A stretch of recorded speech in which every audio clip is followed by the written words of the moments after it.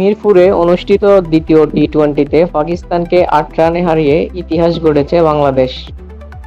৩ match সিরিজের ২ ব্যবধানে series জিতে প্রথমবার পাকিস্তানের বিপক্ষে টি-টোয়েন্টি সিরিজ জিতল টাইগাররা। টস হেরে ব্যাটিংয়ে নেমে শুরুতে উইকেট হারালেও জাকের আলী অনিক ৫৫ ও মেহেদী হাসান ৩৩ রানে দলকে ১৩৩ রানে পৌঁছে দেন।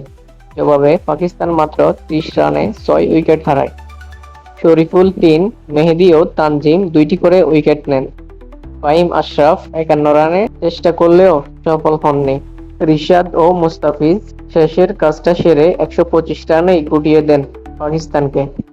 জয়টি বাংলাদেশের জন্য এক ঐতিহাসিক জয়।